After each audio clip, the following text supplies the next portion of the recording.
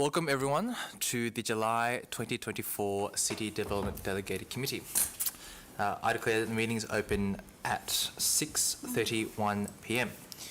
We acknowledge that we are on the traditional lands of the Kulin Nation and we offer our respects to the elders of these traditional lands and through them to all Aboriginal and Torres Strait Islander peoples past and present. In relation to the mobile phones, I'll kindly remind everyone to please switch your phones either to silent or turn them off completely for the duration of the meeting. I advise the gallery that this meeting has been recorded and will be available on Council's website, and all care is taken to maintain your privacy. However, your presence may be recorded. In accordance with Council's governance rules, meetings may not be photographed, filmed or recorded without the consent of the Acting Chief Executive Officer. Are there any requests tonight? Through you, Chair, no, there are no requests to record tonight's meeting. Thank you very much. Councillors, we have received one apology from Councillor Carter this evening. Now, as per Rule 72.3 of Council's governance rules, I wish to advise that Councillors Simon Crawford and Michael Clark are attending this meeting remotely. Councillor Crawford and Councillor Clark, can you please confirm that you can hear and see the meeting? I can confirm that I can both see and hear the meeting. Thank you, Councillor Clark. Councillor Crawford? We may have just lost Councillor Crawford. Oh, we just lost Councillor Crawford. Sorry, we might continue and then come back to see if Councillor Crawford can join us later.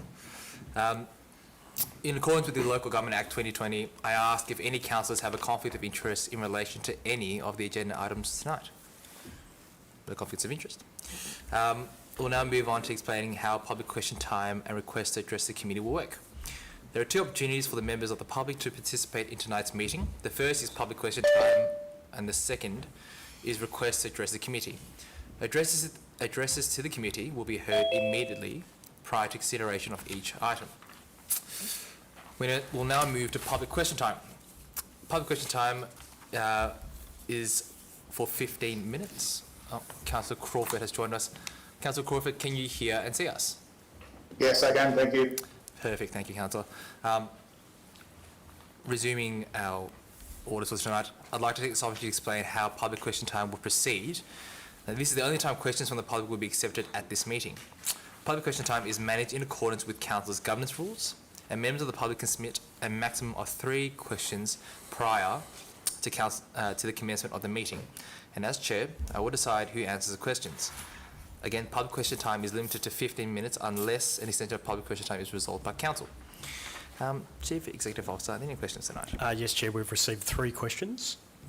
The first question is from Ken Betts. Actually, Ken has asked all 3 questions. The first question is, why is a trader in the heart of Footscray CBD adjacent next to the library allowed to take 3 prime car spaces to promote his business in council 2-hour car parking? I can answer this question directly. Thank you, Mr. Betts, for your questions. Always appreciate them. To be very short and sharp, the Littlefoot Bar and Kitchen in Barker Street currently have a permit, which allows for them to have containers at the rear of the premises. Any further questions? Yes, Chair. So the second question, also from Ken Betts, is Council committed to revitalising the once vibrant and popular Nicholson, Hopkins and Barclay Street Footscray Mall? Thank you, Mr. Betts. In addressing that question, yes, Council is committed and remains committed to revitalising the Footscray CBD, and that's reflected not just in our Love Your Works campaign, but also in our continued works with our local Footscray Police Station, as well as our local traders as well. There is an ongoing piece of research, piece of data that the City of Melbourne continues to conduct in respect of the Footscray CBD, and we'll do all we can with our traders, with our shareholders, and with our local community to ensure that that part of our city remains safe and popular. And Chair, the last question is Council aware of the bad image safety perception of Footscray CBD at night? Women do not feel safe and are reluctant to shop or dine out without a male companion. Thank you, Chief. Look, in addressing that question again is quite similar to the question before, Mr. Betts. Council remains committed to ensuring that our community feels safe, our community feel that they can continue to explore, not just the other parts of Melbourne City Council, but in particular the Footscray CBD. We continue to work alongside Victoria Police and our other shareholders to ensure that it is a safe place for all. And most importantly, we'll continue to utilise CCTV surveillance systems to maintain a comprehensive network of surveillance for our community, including passive surveillance as well, which is included in our public lighting strategies. Is there any further to add to that? Yes, through you, Chair. I'll just add that also through Council's annual customer satisfaction survey of 800 residents, which is a representative group of the community, shows that perceptions of safety at night is currently significantly higher than the long-term average, and the latest result is the highest safety rating since the survey began in 2006. It's actually the third highest result. And this is a quote directly from the report, says that the results reflect a sustained improvement over time in how safe the community feels when out and about in our area, and I am also happy to say that that's a public report that we can provide for any member of the public that would like to read that report. Thank you very much, Acting Chief Executive Officer. Are there any further questions? No further questions, Chair. That being the case, I now declare public question time closed. We'll now move on to agenda item 5.1, confirmation of minutes of City Development Delegated Committee meeting, 26 March 2024. I call for Council to move that the minutes of the City Development Delegated Committee meeting held on 26 March 2024 be confirmed. Your Worship, Councillor Lamb. Okay. Office recommendation that the City Development Delegating Committee confirm the minutes of the City Development Delegating Committee meeting held on the 26th of March 2024. Thank you, Your Worship. I'll call for Councillor to second the motion. Councillor Clark. Seconded. Thank you, Councillor. Are there any questions or points of clarification, Councillors? Would the mover like to speak to the motion? Formally moved. Would the seconder like to speak to the motion? Formally seconded. Any points of clarification, Councillors? Any speakers for the motion or against the motion? If not, I'll put the motion to the vote. All those in favour? I declare the motion carried. We'll now move on to agenda item 6.1, Bradmill Neighbourhood Activity Centre planning application at 341 to 359 Francis Street, Yarraville. Chief Executive Officer, do we have any speakers tonight? Yes, Chair, we have Joseph Indomenico to speak on behalf of the applicant to address the committee. I'd like to invite Joseph Indomenico to speak on behalf of the applicant to address the committee for a maximum of 3 minutes.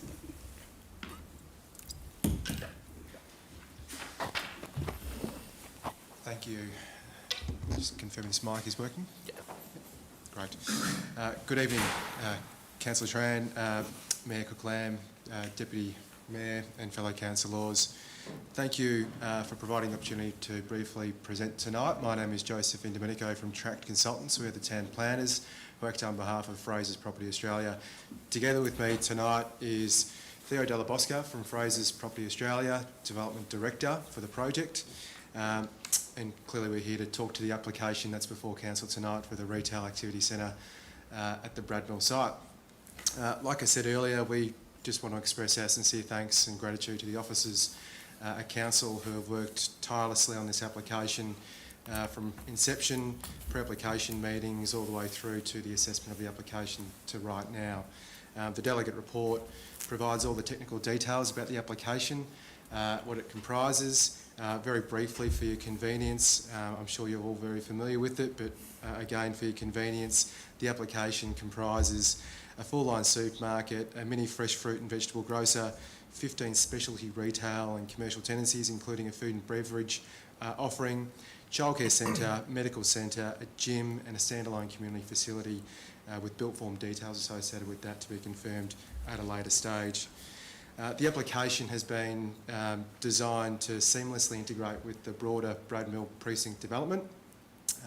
This application marks the fourth major application that has come before Council to date, arguably the most important one to date being for the activity centre and the commercial component of that.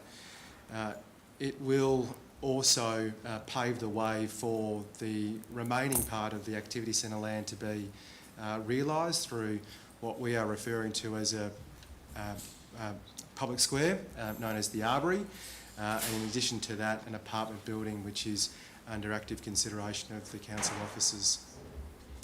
It goes without saying that the application tonight will significantly improve the livability of Yarraville. It will provide for a true mix of land uses on site to service the retail, wellbeing and community demands of a growing community. It will accommodate those facilities and those offerings within an accessible, sustainable an architecturally designed building that gives a subtle nod to the industrial character and the history of the site. It will also generate significant employment opportunities for the local community upon its completion through the creation of around 10,000 square metres of commercial floor space. And lastly, it will deliver an outcome that is entirely consistent with the approved development plan that applies to the site, as well as planning policy that exists within the planning scheme, which calls for this part of the Bradmill site to be realised for commercial outcomes and community outcomes. Again, we thank Council for providing the opportunity to briefly present tonight, assessing the application and considering it tonight. Naturally, we support the recommendation by the officers, and we hope that the recommendation tonight is that of accepting the recommendation. So thank you, and I can answer any questions that you have. Thank you, Joseph. Councillors, any questions or queries at this stage? None at all. Thank you very much, Mr. Thank you. Right. Are there any other requests to address the meeting tonight? No, Chair. Thank you very much. I'll ask for Council to move a motion regarding agenda item 6.1. Well, I'm looking. Chair, I'd move it, only I can't split the screens here. Hold on.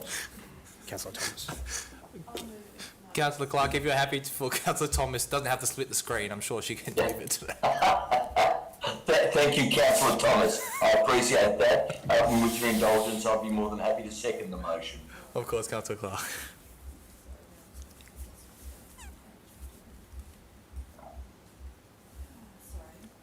That the City Development Delegated Committee 1 issue a planning permit at 341 to 353 and 355 to 359 Francis Street, Yarraville, subject to conditions contained in Attachment 1 for A, construction of a mixed-use shopping centre comprising of a supermarket, shops, food and drinks premises, medical centre, childcare centre, community facility and restricted recreation within commercial zone C1Z. B, buildings and works, including the display of signage within Heritage Overlay HO125 and Special Building Overlay SBO. C, the sale of packaged liquor associated with the supermarket. D, creation and alterations to a road in Transport Zone TRZ2. And E, reduction in car parking requirement. 2, note the delegation of the manager City Development to settle any matter before the Victorian Civil and Administrative Tribunal which may arise as a result of the issuing of this planning permit.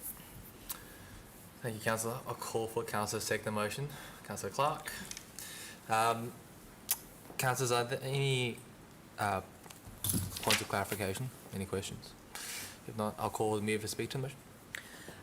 Thanks. Look, I think the things that I like most about this, I don't like everything about the development, I'll be honest, but the things I do like is the intent to make it 4-star Green Star, and hopefully that'll be as built and not just in the design.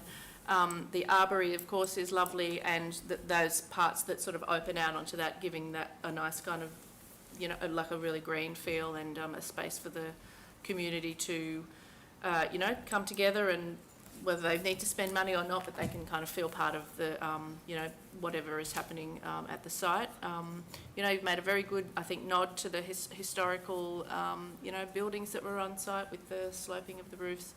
And of course, you know, I'm happy that there are a lot of bike spaces, and hopefully they'll be undercover, and some of them will be cargo bikes. And I think the officers may have told us that that the stormwater will be captured and stored, and hopefully, you know, be able to be reused around some other of the green parts of the site. It's good to see the solar PV. You know, I think all of those elements are really great. So, and it's just really good that it, you know, we'll have a sort of a second mini site for those residents. Sorry, and there was one other thing. Given last week we talked about food insecurity and food inequality, and it's really good to see that there will be a fresh fruit and veg space in here as well, which is important for council. So that's it. Thanks. Thanks, Councillor. With the second, I'd like to speak to motion. Yeah, thanks, Chair, councillors. Yeah, this has been a very long time coming. I first asked the Delutas family to look at turning the Bradmill site into a residential precinct, and this moved what is a dead industrial site, and it's now going to address a major housing shortage that we all understand is something that must be addressed and redressed. This is a great outcome for the community. Fully concur with what Councillor Thomas has said, particularly in terms of the food security of the district, and a commitment to fruit and veg, fresh fruit and vegetables. Again, the capturing of rainwater, stormwater, again for reuse. The whole site, I must say, is very much a testament to what we would aspire to in terms of making the space open, available, not necessarily trying to have the community live cheek by jowl. The nature of what's being proposed in the retail precinct, I think is excellent. It's not just shopping, but it's also a gymnasium, again, for health and well-being. For mine, the entire development articulates well with the southwest aspect of the city, and it's part of the regeneration commitment I think that we do have, looking to make sure that any housing developments that occur in the context of it being part of history of our community, in line with the aspirations of our community and the vision that we have for our city. I can only commend the motion to you. Thank you, Councillor. Are there any other speakers for the motion? Councillor Lamb, Your Worship. Thank you, Councillor. What I'm really excited to see that the Fraser development for this particular area is mixed use complex. As Deputy Mayor already mentioned that, there's a lot of cater into it, like food, drink, childcare, medical center, and sport, PR, studio, community facilities is really a need because we provide that for the community. It's also, it's importantly that provide a local employment for the people in Melbourne to have an opportunity to work as well. So it's really congratulations for all that hard work and making such amazing development. And just thank you for the staff who's involved and working to make the project successful. So I want to commend the motion. Thank you. Thank you, Your Worship. Are there any other speakers for the motion? Speakers against the motion? If not, I'll put the motion to the vote. All those in favour? And I declare the motion carried. Councillors, we'll now move to councillor question time. Questions asked for councillors must be in accordance with Rule 53.5 of Governance Rules, and questions may be disallowed if not in accordance with the rules. Before I continue to explain how councillor question time will work, councillors, are there any questions tonight by any councillors? That being the case, I declare council question time closed. Councillors, is there any urgent business to be tabled at tonight's meeting? That being the case, I now declare the meeting closed at 6:50.